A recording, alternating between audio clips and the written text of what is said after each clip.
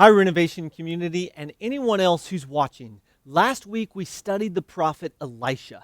This week we're jumping ahead a few hundred years to study the book of Esther. Since October, we've been walking through the 52 major Bible stories in 52 weeks. Next year, when we walk just through the Old Testament, we'll study a lot of the stories that we've skipped over from last week to this week. This story in the book of Esther, it takes place about 100 years after the Babylonian king Nebuchadnezzar conquered the southern kingdom of Judah in 586 BC, and nearly 300 years after the Assyrian kingdom moved many from the northern kingdom of Israel away into foreign lands through forced relocation. About 70 years after Nebuchadnezzar conquered Jerusalem, some exiled Jews began returning and even rebuilt Jerusalem's wall and temple. But many exiled Jews stayed in foreign territory. The book of Esther focuses on Jews who didn't return to Jerusalem and stayed in the Persian capital city of Susa. The story plays out like one of Shakespeare's plays. So, just like the books you were supposed to read in high school, I'll give you a list of characters up front. There's a Jewish man named Mordecai who seems to be an uncle or older cousin of a teenage Jewish girl named Esther, whose Jewish name is Hadassah. Mordecai raised Esther after her parents died. There's the Persian king who acts like an arrogant hothead, and there's the evil government official Haman. The book of Esther is one of only two biblical books named for a woman, and it's most famous for never once mentioning God. Nowhere. In 9 chapters, God's name is never mentioned. That's exceptionally strange given the average Bible chapter might say God's name 2 to 20 times. So for thousands of years, Jews and Christians who obviously hold the biased position that the book must be in the Bible for a reason, have read through the story looking for God's activity even when God's name is absent. Throughout the story, we see frequent coincidences and ironic reversals, like where the poor foreigner becomes the princess, the executioner gets executed, and the man with the death sentence gets appointed to high government office, where he then gives out death sentences to others. By the end, the most logical conclusion is that the God whose name doesn't appear anywhere is actually present everywhere in the story. God's been guiding the entire process. In the first 2 chapters, we learned the king of Persia through a 6-month feast. Many Bible scholars believe this feast actually served to curry favor with important Persian power brokers and convince them of the king's plan to wage war against Greece. After the 6-month feast, the king throws another feast for 7 days, apparently to thank his officials who threw the first feast. On the final feast day, the king sends for his wife Vashti, who'd been having her own feast with her ladies of court. The king wanted to show off his wife to the guests, but she refuses. And we're not told reasons why he wanted her to come or why she refused. But given what we know about the king's temperament and the prolonged party, it's possible the king was drunk when he made the request and that he may have had some risque or lewd motives, but we don't know for sure. The hot-headed king deposes his wife from her throne, and in a weird, almost comical scene, the king's advisors warn him Vashti's refusal of his wishes will create some sort of feminist uprising. So the king decrees all men are to be the masters of their home. It's very strange. Now, unlike many of the biblical books around it, the book of Esther is mysteriously absent of key data that would help us place it within history's timeline. This creates all sorts of questions we can't discuss today. Even the Persian king's name, Ahasuerus, isn't used outside the Bible. Several modern translations call the king Xerxes, assuming that's the historical king the story is referencing, but the original Hebrew uses the name Ahasuerus. The absence of typical historical details causes us to wonder if the book of Esther wasn't written for the same reasons as the historical books like Kings, Chronicles, and Samuel, but maybe trying to teach us some other important truths that can't be found in typical history texts. If King Ahasuerus does represent King Xerxes I, then it means there would be a 4-year break in the story right after Vashti gets deposed, where the king leaves Susa to fight the Greeks, including fighting at the famous Battle of Thermopylae against King Leonidas of Sparta with his 300 Spartan soldiers and several other soldiers from nearby Greek city-states. Xerxes won, but his now much smaller and starving army returned home looking more like the conquered than conquerors. Then his advisors recommend the king pick a new wife by holding a beauty contest. Esther 2 says, "Later, when King Xerxes' fury had subsided, he remembered Vashti and what she had done and what he had decreed about her. Then the king's personal attendants proposed, 'Let a search be made for beautiful young virgins for the king. Let the king appoint commissioners in every province of his realm to bring all these beautiful young women into the harem at the citadel of Susa. Let them be placed under the care of Hegai, the king's eunuch, who is in charge of the women, and let beauty treatments be given to them. Then let the young woman who pleases the king be queen instead of Vashti.'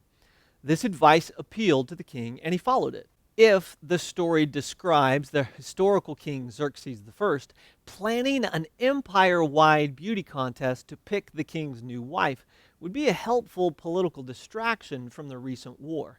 Esther 2:8 says, "When the king's order and edict had been proclaimed, many young women were brought to the citadel of Susa and put under the care of Hegai. Esther was also taken to the king's palace and entrusted to Hegai, who had charge of the harem." Verse 17 tells us, "Now the king was attracted to Esther more than to any of the other women, and she won his favor and approval more than any of the other virgins. So he set a royal crown on her head and made her queen instead of Vashti." The orphan with a secret Jewish heritage is now queen. And in verse 19, we learn Mordecai is sitting at the king's gate.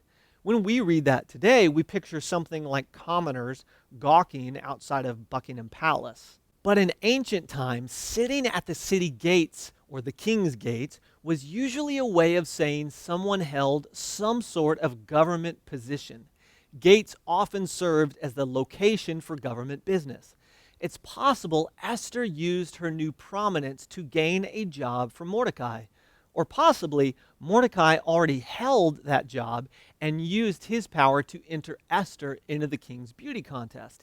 Either way, Mordecai overhears 2 of the king's officials plotting to kill the king. He reports this information to Esther, who in turn reported it to the king, giving credit to Mordecai. The 2 conspirators are tried and executed, and Mordecai's name gets recorded in the palace's daily annals as the one who saved the king's life.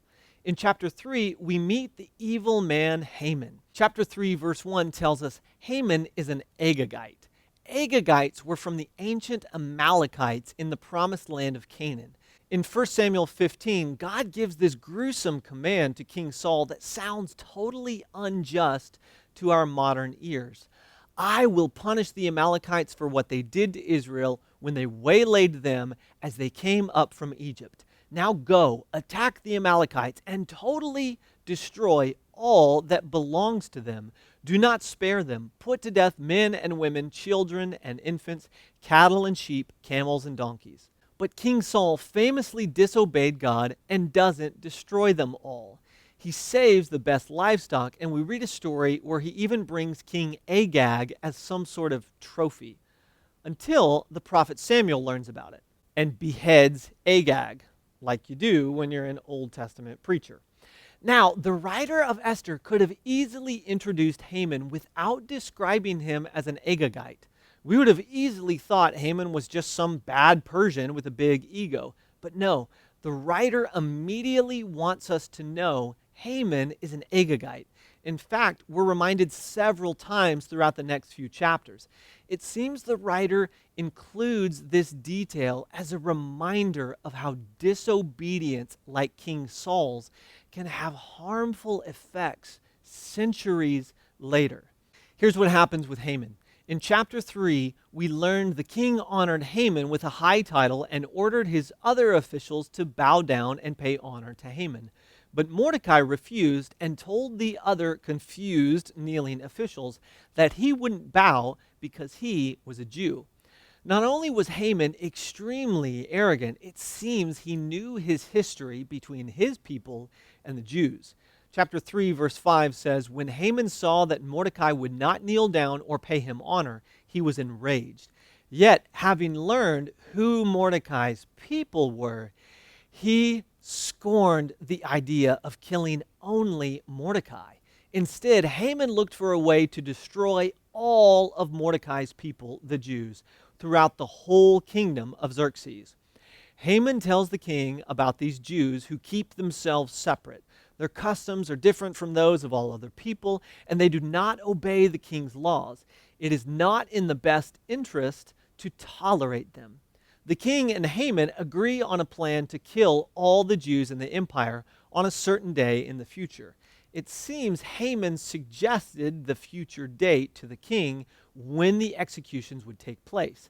And we learn Haman decided on that date, 11 months in the future, by doing what we would describe as rolling dice, or to use the biblical language, casting lots, or pur in the ancient language. It seems unlikely a king would order the eradication of an entire people group and wait for months to carry out the order. But it wasn't unheard of. Sometime before Darius became king in Babylon, the ancient historian Herodotus records a similar event against the priestly Magi caste. And in 193 BC, King Antiochus III issued a similar decree that wouldn't take effect for 4 months later. It also not hard to understand that King Xerxes might want a scapegoat people on whom the people throughout the Persian Empire could take out their aggression and even loot their wealth. After the king and Haman pick the Jews' future execution date, they throw a party. These kingly parties are becoming a theme throughout the story. After hearing the king's decree in chapter 4, Mordecai has now put ashes on his head, begun wearing sackcloth, think burlap sack, and is seen wailing at the king's gate. Esther's servants tell her about her uncle, and she sent out clothes for him to wear, but he refuses. Presumably, she wants Mordecai to stop embarrassing himself and bringing shame on the family in front of everyone. An interesting exchange happens where Esther learns from Mordecai about recent events and begs Esther to plead for mercy before the king on behalf of all the Jews. I say the exchange is interesting because despite how movies portray this scene, it seems Esther never leaves the portion of the palace designated for the king's concubines. Not only is she totally in the dark about this hugely important decree, it seems her life is more like a palace prisoner than a queen. Let's be careful we don't romanticize this story. Esther may have the title of queen, but her life looks and feels more like a sex slave for a rich man who's likely to murder her if she makes him angry. She's living in luxury and has servants waiting on her, but she's still a slave with a precarious existence.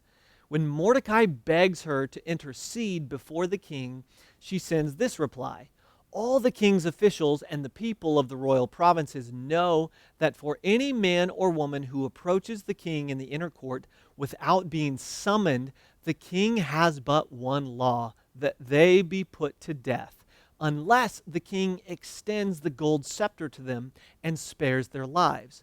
But 30 days have passed since I was called to go to the king." But Mordecai doesn't give up, and he sent back this answer: "Do not think that because you are in the king's house, you alone of all the Jews will escape.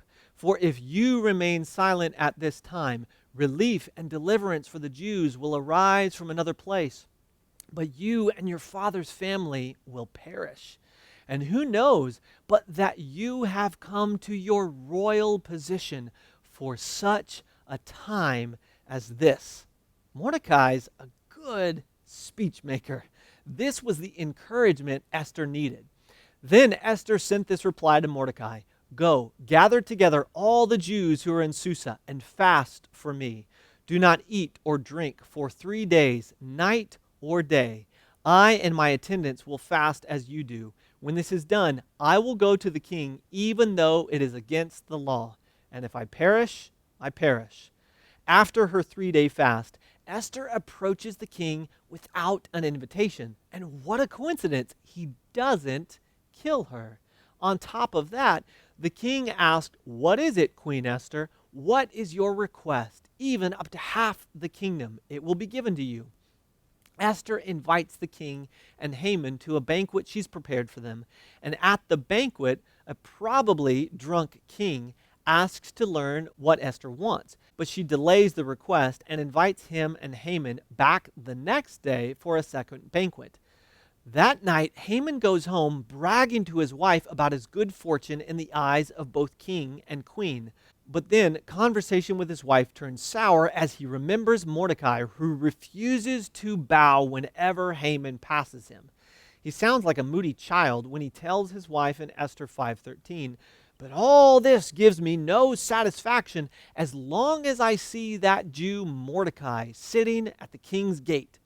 Haman's wife, who reminds us of Jezebel from our story of Elijah a few weeks ago, recommends Haman immediately have a pole be built and then ask permission in the morning to execute Mordecai. By the way, some Bible translations say gallows instead of pole, but don't think wood platform and a rope, because the ancient Hebrew word can mean also pole, which is how the most recent New International Version translates it. In ancient Persian culture, they often impaled people on tall wooden poles. I know, gruesome. Well, Haman thinks this is a great idea and immediately has the pole built, thinking he'll finally get rid of Mordecai tomorrow. Meanwhile, chapter 6 says, That night the king could not sleep, so he ordered the book of the Chronicles, the record of his reign, to be brought in and read to him. This probably would be like the White House's official journal of all daily events. It was found recorded there that Mordecai had exposed Bigthana and Teresh, 2 of the king's officers who guarded the doorway, who had conspired to assassinate King Xerxes. What honor and recognition has Mordecai received for this? The king asked. Nothing has been done for him, his attendants answered. The king said, Who is in the court? Now Haman had just entered the court of the palace to speak to the king about impaling Mordecai on the pole he had set up for him. This is confusing. Why would Haman come to speak to the king in the middle of the night? Probably the confusion comes from connecting scenes in our minds that actually took place several hours apart. He has the Chronicles read to him at night, and we assume he immediately asks his questions about it. But the Bible doesn't say that. It seems he's asking these questions the next morning after he's mulled over what he heard the night before. Then suddenly Haman comes into the palace. So the king's attendants brought in Haman. The king asks Haman, What should be done for the man who the king delights to honor? And Haman, assuming the king has Haman in mind, recommends all the ways he'd want the king to treat him. And then we have the next ironic reversal. Mordecai, the man at the gate covered with sackcloth and ashes, who's scheduled to be executed soon because he's a Jew, is now clothed like royalty and led through the streets on parade by Haman, the one who hated him. The king took all the suggestions Haman made and then had Haman carry them out in honor of Mordecai, even down to the last detail of holding the horse's reins as Mordecai rode through the streets. Shortly later, Haman leaves for the second banquet with Esther. Esther 7:2 says, And as they were drinking wine on the second day, the king again asked, Queen Esther, what is your petition? It will be given to you. What is your request? Even up to half the kingdom, it will be granted." Then Queen Esther answered, "If I have found favor with you, your majesty, and if it pleases you, grant me my life. This is my petition. And spare my people. This is my request. For I and my people have been sold to be destroyed, killed, and annihilated. If we had merely been sold as male and female slaves, I would have kept quiet, because no such distress would justify disturbing the king." King Xerxes asked Queen Esther, "Who is he? Where is he, the man who dared to do such a thing?" Esther said, "An adversary, an enemy, this vile Haman." This is the first time the king learns Esther was a Jew. Verse 7 tells us, "The king got up in a rage, left his wine, and went out into the palace garden. But Haman, realizing that the king had already decided his fate, stayed behind to beg Queen Esther for his life. Just as the king returned from the palace garden to the banquet hall, Haman was falling on the couch where Esther was reclining. The king exclaimed, 'Will he even molest the queen while she is with me in the house?' As soon as the word left the king's mouth, they covered Haman's face. Then Harbona, one of the eunuchs attending the king, said, 'A pole reaching a height of 50 cubits stands by Haman's house. He had it set up for Mordecai, who spoke up to help the king.'" Notice this next reversal. The king said, "Impale him on it." So they impaled Haman on the pole he had set up for Mordecai. Then the king's fury subsided. The last 2 chapters tell how the king gave his royal signet ring, which he had removed from Haman's hand, and gave it to Mordecai, signaling Mordecai was now second in command throughout the empire. And the king gave all Haman's property to Esther, who then gave it over to Mordecai. And then they get down to business of protecting all the Jews from the impending death. The Persian law was that the king's edict could not be revoked. The command to attack all Jews throughout the empire remained in place. But what the king could do, or technically what Mordecai did now he was second in control, was command the Jews to attack anyone who was planning to attack them. They did this for 1 day in the provinces, but Esther requested the Jews be allowed to attack and plunder their neighbors a second day in the capital of Susa. The final verse in Esther chapter 9 gives this explanatory detail on the Feast of Purim, and even explains the origin of the name from the word pur, meaning die, or dice, when Haman basically rolled dice to determine when the attack of the Jews should happen. The very last verse in the book of Esther says, "Esther's decree confirmed these regulations about Purim, and it was written down in the records." A way of saying Jews still celebrate Purim today because of the decree from Queen Esther. That took a while to say, but I just summarized an entire Bible book with 9 chapters. That's tricky. Purim is still celebrated by Jews today. It's like part Halloween, part April Fools in one happy day. The children wear costumes, people share food with each other, and they hold parties that feel like a fall fest. Many Purim synagogue services can feel like a raucous children's church service. They read the entire book of Esther, and every time they read the name Haman, listeners boo, hiss, and use noisemakers to drown out the sound of his name. Purim is all about celebrating when God used a series of unexpected reversals to save his people. It's a festival when Jewish rabbis remind their listeners in synagogues to look for God's presence and activity in their own lives, even if they don't immediately see God. Just like how God worked throughout every detail in the book of Esther without us ever seeing his name mentioned. And God did it through Mordecai and Esther, 2 Jews willing to sacrifice everything, even their very lives, to remain faithful to their God and save their people. But if you've listened to me teach very long, you know I can't leave the message there.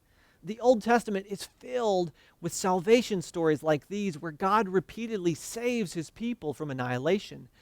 And it provides this progressive revelation of God, where God continually reveals new aspects of his character, his plan, his love for all people, not just Jewish people, and new ways he's willing to act in order to save his people. And Christians believe these Old Testament stories serve as guides and signposts to God's clearest revelation of himself in Jesus of Nazareth. Mordecai and Esther, other Old Testament heroes, the Jewish laws, and festivals all serve as shadows of things to come.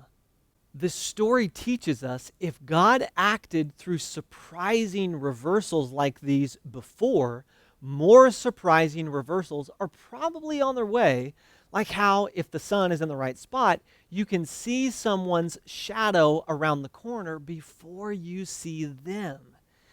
In today's story, Esther was a nobody, a Jewess living in a foreign land who cloaked her true Jewishness behind the garb of the current Persian fashions. But God orchestrated a plan for her to become a princess in order to save her people. But in the Gospels, we learn how a prince, the Son of God living in our land, who cloaked his divinity by wearing the flesh of humanity, became a nobody in a plan that could save all people. In the book of Esther, she gains more and more favor in the eyes of those around her, especially the king, which ensures she gets the very thing she asks for, saving her people from death. In the Gospels, it almost looks like Jesus loses favor as his ministry grows. His hometown, then his family, then many of his listeners, then those in highest authority turn against him. In the garden, he makes his request to God the Father, the King of the universe. My Father, let this cup pass from me. But he doesn't receive what he asks. Remember his response? Not my will, but yours be done. And the cup not passing from him when he's finally crucified and carries the weight of humanity's sin on his shoulders is why we have salvation, because he didn't receive what he requested. In the book of Esther, the evil villain Haman is executed for his plot to murder all the Jews. And for that, the Jews have reason to celebrate. In the Gospels, the perfect Son of God is executed as part of God's plot to save all humanity. And for that, we have reason to celebrate. In the book of Esther, a new feast tradition begins, Purim, when the Jews celebrate evil Haman's death and therefore the Jews' salvation. In the Gospels, the first Christians, who were all Jews, instituted a new feast tradition at the Last Supper. Early Christians soon started calling it a love feast, when we remember our Lord's death and therefore our salvation. The book of Esther teaches all subsequent Jews why they celebrate Purim. Esther 9:1 says, "On this day the enemies of the Jews had hoped to overpower them, but now the tables were turned and the Jews got the upper hand over those who hated them." In the Gospels, Jesus literally overturned some tables at the temple, but more than that, he overturned everything people thought they knew about who was blessed by God and who wasn't. In Luke 6, Jesus said, "Blessed are you who are poor, for yours is the kingdom of God. Blessed are you who hunger now, for you will be satisfied. Blessed are you who weep now, for you will laugh. Blessed are you when people hate you, when they exclude you and insult you and reject your name as evil because of the Son of Man." In Esther 9:1, tables were turned and the Jews got the upper hand over those who hated them. But in the Gospels, only days after Jesus' triumphal entry into Jerusalem, The tables were turned, and the Jewish leaders seemingly got the upper hand on the very one who loved them. But then Jesus turned the tables one more time when he rose from the dead and showed he had the final upper hand, not only over the Jewish leaders, but over sin and death. Esther isn't the last book in the Old Testament table of contents, but it was one of the last Old Testament books in the history's timeline. Jesus was born just a few hundred years later. I believe God intended this book to teach his people important truths like, look for me even when you don't think I'm there, and expect me to turn the tables and do the unexpected. Sadly, many of the Jewish people, especially the educated Jewish leaders who should have known their Bibles the best, didn't see God working right in front of their eyes through the life of Jesus. When Jesus of Nazareth upended expectations about the Jewish customs, about who's in and who's out of God's kingdom, and about how God would reveal himself to the world, that was God acting in the same way he acted in the book of Esther. They just didn't see it. Jesus even told the religious experts in John 5:39 and 40, you study the scriptures diligently because you think that in them you have eternal life. These are the very scriptures that testify about me, yet you refuse to come to me to have life. What scriptures was Jesus talking about? There wasn't a New Testament when he said that. There was only the Old Testament, where in hundreds of pages, with thousands of words, the name Jesus never once is mentioned. Yet Jesus said those very scriptures where his name is absent, like how God's name is absent in the book of Esther, testify about Jesus. In the style of the book of Esther, a series of stunning and unexpected reversals where God seems absent but is very much present, Jesus of Nazareth died. But then he was raised from the dead to save us all from a fate much worse than anything wicked Haman could have devised. And in one more table-turning moment, Scripture tells us Jesus doesn't force us to accept the wonderful free gift of salvation he offers. When God awakens us to our need for salvation, to the truth that we have no power to save ourselves, God still gives us the choice to either follow him, as he's invited many others before us to do, or reject him and continue down our own path. By the way, there's absolutely no one, not even someone as wicked as murderous Haman, whom Jesus Christ's love cannot save. Jesus is calling you and me to follow him today. I pray you accept his invitation. If you do, I'd love to hear from you. Love you. Talk to you soon.